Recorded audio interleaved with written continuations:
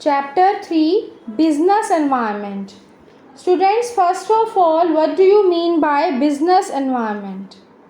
Business environment means sum total of all external forces which affect the performance of our business, but they are outside the control.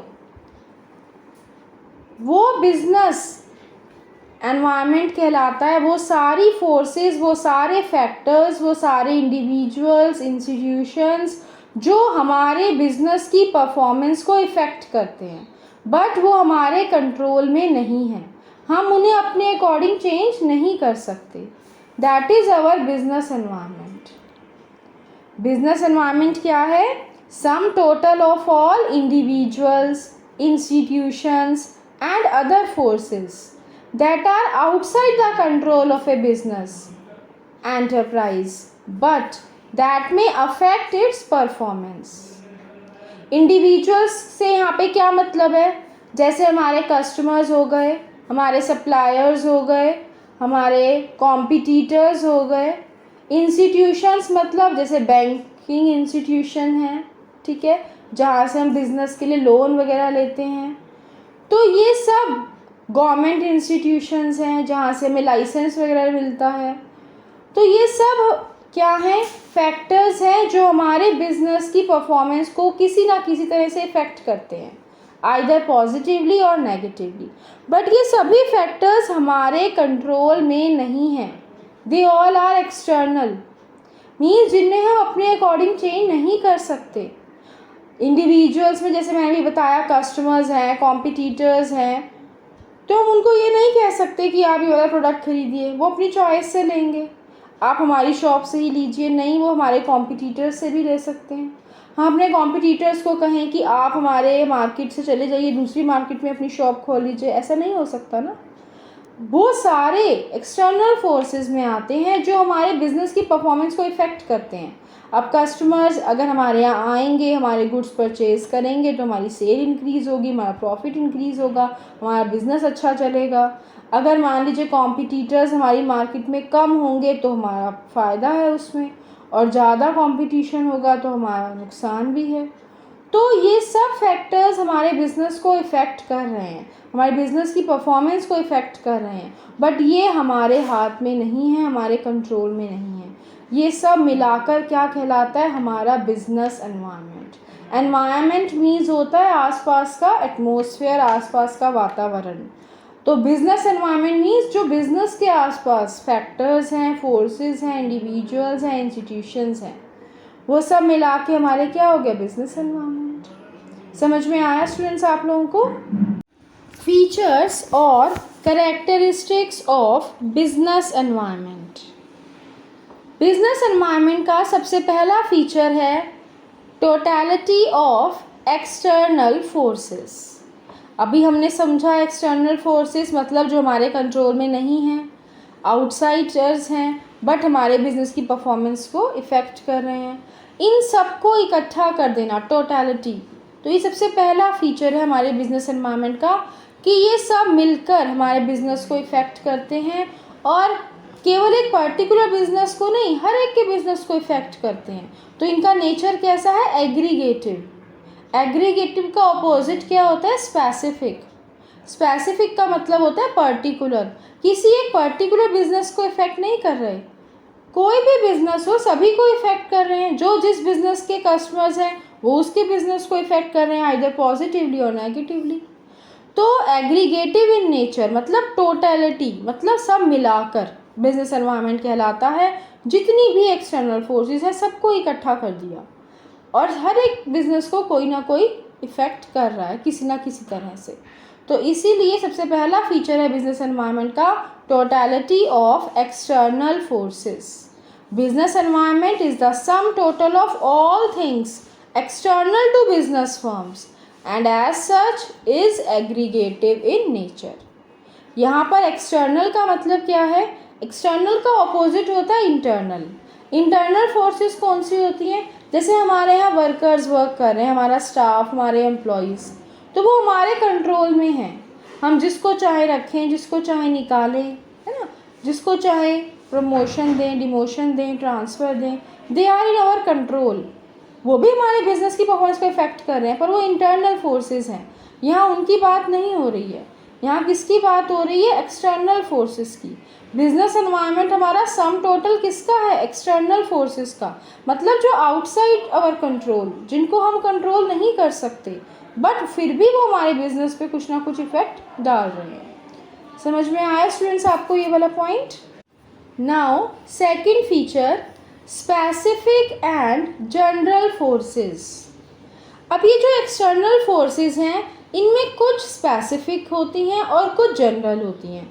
Specific means जो एक particular business को effect कर रही हैं, और general means जो सभी business को एक जैसा इफ़ेक्ट कर रही हैं। तो हमने इन एक्सटर्नल फोर्सेस को 2 कैटेगरीज में डिवाइड कर दिया, specific and general forces. Business environment include करता है दोनों को, स्पेसिफिक फोर्सेस को भी और जनरल फोर्सेस को भी। स्पेसिफिक फोर्सेस किसको कहा गया? जो हमारे इन्वेस्टर्स हैं, जैसे शेयर होल्डर्स हैं, उन्होंने हमारी कंपनी में इन्वेस्ट किया है, तो वो पर्टिकुलर उनका जो पॉजिटिव मान लीजिए हमें इफेक्ट कर रहे हैं, तो पर्टिकुलर हमारी कंपनी को ही कर रहे हैं, क्योंकि उन्होंने हमारी कंपनी के शेयर्स खरीदे हैं। ठीक है ना? ऐसे ही कस्टमर्स जो हमारे बिजनेस के कस्टमर्स हैं, मान लीजिए हमारा क्लोथ्स का बिजनेस है, तो जो क्लोथ्स खरीदने आ रहे हैं, वो वाले कस्टमर्स, पर्टिकुलर वो वाले कस्टमर्स है ना, हमारे बिजनेस को इफेक्ट कर रहे हैं। सभी तरह के कस्टमर्स नहीं, हर एक कस्टमर्स की अलग अलग डिमांड है। तो जो गुड्स हमारे पास है, हमारे पर्टिकुलर कस्टमर्स हो गए। ऐसे ही हमारे पर्टिकुलर कॉम्पिटिटर्स, मान लीजिए हम मोबाइल फ़ोन में डील कर रहे हैं, तो मोबाइल में जितने हैं डीलर्स, तो वो सब हमारे कॉम्पिटिटर्स होंगे। बाकी जो अलग अलग बिजनेस कर रहे हैं मोबाइल के अलावा, वो थोड़ा ना हमारे कॉम्पिटिटर्स होंगे।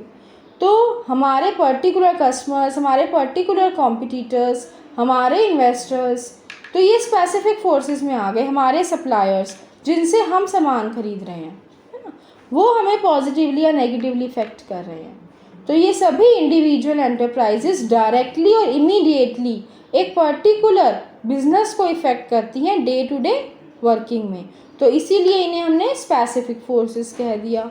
और जनरल फोर्सेस मतलब जनरल, जो सबके लिए है, जैसे सोशल, पॉलिटिकल, लीगल, टेक्नोलॉजिकल।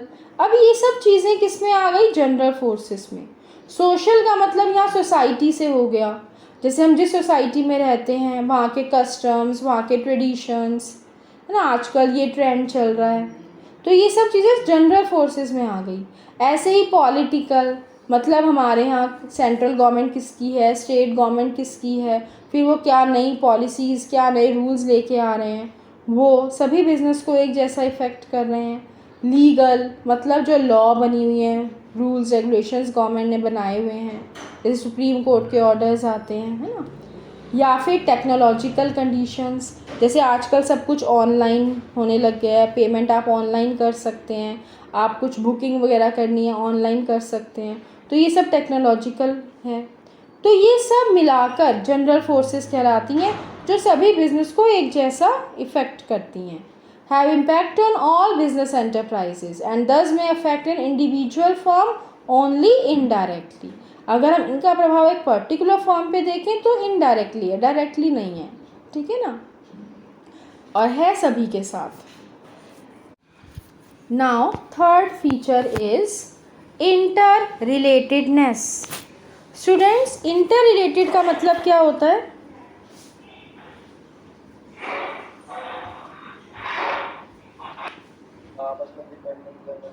हाँ, जो एक दूसरे पर इफ़ेक्ट डालते हैं, जैसे एक का इफ़ेक्ट दूसरे पर देखने को मिलता है, तो हम कहेंगे ये इंटर रिलेटेड हैं। मतलब अगर हम एक में चेंज करते हैं तो उसका इफ़ेक्ट दूसरे पर भी पड़ता है, तो हम कहेंगे ये दोनों चीज़ें क्या हैं? इंटर रिलेटेड हैं। तो यहाँ पर बिजनेस एनवायरनमेंट का थर्ड फीचर है कि बिजनेस एनवायरनमेंट कैसा है? इंटर रिलेटेडनेस है इसमें। क्यों? क्योंकि इसके जितने भी एलिमेंट्स हैं, इसके एलिमेंट्स कौन कौन से हो गए? अभी हमने पढ़ा, जैसे सोशल, पॉलिटिकल, इकोनॉमिक, ना, टेक्नोलॉजिकल, लीगल, ये सब क्या है? एलिमेंट्स हैं बिजनेस एनवायरनमेंट के। आगे डिटेल में आपको समझाएंगे। इन्हें एलिमेंट्स भी कहते हैं, डायमेंशंस भी कह सकते हैं, कंपोनेंट्स भी कह सकते हैं। मतलब बिजनेस एनवायरनमेंट इन सब से मिलके बना है ना। तो ये इसके एलिमेंट्स हो गए। एलिमेंट्स का मतलब होता है पार्ट्स। जैसे हम मान लो एक कार है, बच्चे खेलते हैं ना, छोटी सी कार होती है, उसके पार्ट्स अलग अलग कर दो तो वो कार क्या कहेंगे, टूट गई। और पार्ट्स सारे असेंबल कर दो तो क्या कहेंगे उसको, कार। तो कार कैसे बनी, उन सब पार्ट्स को जोड़कर, उसको हमने कार कह दिया। ऐसे ही बिजनेस एनवायरनमेंट कैसे बना, इन सब एलिमेंट्स को जोड़कर, इन सब पार्ट्स को जोड़कर। कौन कौन से पार्ट्स हैं बिजनेस एनवायरनमेंट के, social, political, legal, technological, economic. ये क्या है, ये पार्ट्स हैं बिजनेस एनवायरनमेंट के। इन सबको जोड़ के बना है बिजनेस एनवायरनमेंट। अब ये जितने भी पार्ट्स हैं ना, ये आपस में कैसे हैं, इंटर रिलेटेड है। इंटर रिलेटेड मतलब कि एक में अगर चेंज आएगा तो उसका इफेक्ट हमें दूसरे पे देखने को मिलेगा। जैसे मान लीजिए हमारे इकोनॉमिक एनवायरनमेंट में चेंज आया, इकोनॉमिक एनवायरनमेंट में चेंज आया मतलब लोगों की स्टैंडर्ड ऑफ लिविंग इम्प्रूव हुआ, लोगों की इनकम बढ़ी, ठीक है ना। इकोनॉमिक एनवायरनमेंट का मतलब होता है जो इनकम से रिलेटेड हो गया, इनकम है, प्राइसेस हैं, है ना, जैसे फॉरेन एक्सचेंज रेट्स हैं, इन्फ्लेशन, ये जितने भी हम टर्म्स इकोनॉमिक्स में पढ़ते हैं तो ये सब इकोनॉमिक एनवायरनमेंट में आता है। अब एक पर्टिकुलर पर्सन की इनकम का बढ़ना, ये क्या है, इकोनॉमिक एनवायरनमेंट में आएगा। और उसका इफ़ेक्ट पड़ा सोशल एनवायरनमेंट पे। सोशल एनवायरनमेंट पे क्या इफ़ेक्ट पड़ा कि स्टैंडर्ड ऑफ लिविंग इम्प्रूव हो गया, ठीक है ना। अब इनकम बढ़ने से क्या हुआ, स्टैंडर्ड ऑफ लिविंग पे इफ़ेक्ट देखने को मिला। ऐसे ही मान लीजिए टेक्नोलॉजिकल एनवायरनमेंट में चेंज आया कि अब सब चीज़ें ऑनलाइन हम बुक कर सकते हैं और घर बैठे हम या ऑफिस में बैठे कहीं से भी कुछ भी परचेज सेल कर सकते हैं। तो इसका इफ़ेक्ट हम इकोनॉमिक एनवायरनमेंट में देखने को मिलता है क्या, कि गुड्स की डिमांड बढ़ गई है, ठीक है ना। तो अब गुड्स की डिमांड बढ़ना ये इकोनॉमिक एनवायरनमेंट है, और ऑनलाइन शॉपिंग वगैरह करना ये टेक्नोलॉजिकल एनवायरनमेंट है। तो ये आपस में कैसे हो गए, इंटर रिलेटेड, कि एक में चेंज आने से दूसरे पे उसका इफेक्ट देखने को मिलता है। समझ में आया आप लोगों को।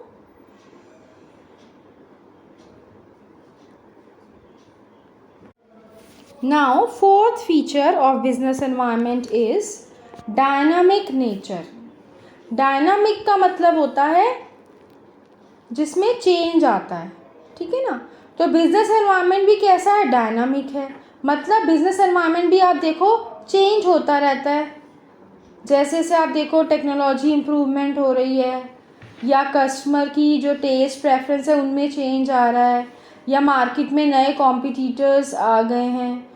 तो इस तरह से हम देखें अगर अपने बिजनेस एनवायरनमेंट में तो ये कैसा है, डायनामिक है। मतलब ये टाइम टू टाइम चेंज होता रहता है। ये वाला पॉइंट सबको समझ में आया। इसके बाद नेक्स्ट फीचर आता है बिजनेस एनवायरनमेंट का, अनसर्टेनिटी। अनसर्टेन का मतलब होता है अनिश्चितता, कि कभी भी कुछ भी हो सकता है। तो हमारा बिजनेस एनवायरनमेंट कैसा है, अनसर्टेन। अनसर्टेन मतलब कि इसमें कभी भी कुछ भी चेंजेस हो सकते हैं। इसको स्टडी हम पूरी तरह से एक्यूरेटली हम कहें स्टडी कर लें, ऐसा नहीं है पॉसिबल। आज हम स्टडी कर रहे हैं अपने बिजनेस एनवायरनमेंट की और किसी कंक्लूजन पे पहुंच रहे हैं, बट इसका नेचर तो डायनामिक है। कल को हम देखते हैं वो चेंज हो चुका होता है ना, फिर से हमें नई प्लानिंग करनी पड़ती है। तो बिजनेस एनवायरनमेंट अनसर्टेन है, इसको पूरी तरह से बिल्कुल एक्यूरेटली समझना बहुत डिफ़िकल्ट है कि आगे क्या होगा। क्यों, क्योंकि इसका नेचर डायनामिक है, ये बहुत जल्दी जल्दी चेंज होता रहता है। इसका एग्जाम्पल में आप देख सकते हैं फैशन इंडस्ट्रीज़ हैं, आईटी इंडस्ट्रीज़ हैं, इनमें आप देखिए बहुत जल्दी चेंजेस आते हैं। आप देखो जैसे मोबाइल फ़ोन्स में ही देख लो, 3G 4G अब 5G आने वाला है। ऐसे मतलब न्यू टेक्नोलॉजीज़, जब भी आप कोई नया फ़ोन, कभी लैपटॉप, कभी टैब लो तो नए नए फीचर्स उसमें आ जाते हैं। तो ये जो आईटी सेक्टर है ये बहुत अनसर्टेन है ना। अगर आप मान लो आज कंप्यूटर कोर्स कर रहे हो, फिर आपने छोड़ दिया, तो कुछ टाइम बाद आपको फिर से नए तरह से सीखना पड़ेगा। क्यों, क्योंकि नए सॉफ्टवेयर आ गए, सब चेंज हो गया। तो इसीलिए आईटी सेक्टर, ऐसी फैशन इंडस्ट्रीज़ हैं, बहुत जल्दी चेंजेस आते हैं इन इंडस्ट्रीज़ में। तो इसीलिए बिजनेस एनवायरनमेंट की स्टडी करना डिफ़िकल्ट इसीलिए है क्योंकि ये अनसर्टेन है।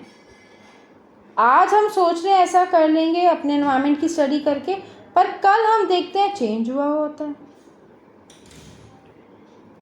इसके बाद 6th फीचर है बिजनेस एनवायरनमेंट का, कॉम्प्लेक्सिटी। बिजनेस एनवायरनमेंट की स्टडी को डिफ़िकल्ट कहा, कॉम्प्लेक्स कहा। ये पूरा प्रोसेस जो है कॉम्प्लेक्स है। क्यों? क्योंकि इनके जो डिफरेंट एलिमेंट्स हैं वो आपस में इंटर रिलेटेड हैं, इनका नेचर डायनामिक है, अनसर्टेन है। तो इन सब चीज़ों को अगर हम देख रहे हैं तो बिजनेस एनवायरनमेंट की स्टडी कैसी है? बहुत ही कॉम्प्लेक्स है, इजी नहीं है समझना। क्यों? क्योंकि इसके जो पार्ट्स हैं वो भी आपस में इंटर रिलेटेड हैं। और इसका लास्ट फीचर है 7th फीचर, रिलेटिविटी। स्टूडेंट्स, यहाँ रिलेटिविटी का मतलब है कंपेरेटिवली। अगर हम एक रीजन टू रीजन कंपेयर करें, एक कंट्री से दूसरी कंट्री को कंपेयर करें, तो हर एक कंट्री का, हर एक रीजन का बिजनेस एनवायरनमेंट आपको अलग मिलेगा। जैसे मान लीजिए आप इंडिया में बिजनेस कर रहे हैं, आप इंडिया से बाहर जाते हैं बिजनेस करने, तो यहाँ के कस्टमर्स का टेस्ट प्रेफरेंस अलग था, वहाँ के कस्टमर्स का टेस्ट प्रेफरेंस अलग मिलेगा। तो आपको उसके अकॉर्डिंग अपने प्रोडक्ट्स में चेंजेस करनी पड़ेंगी।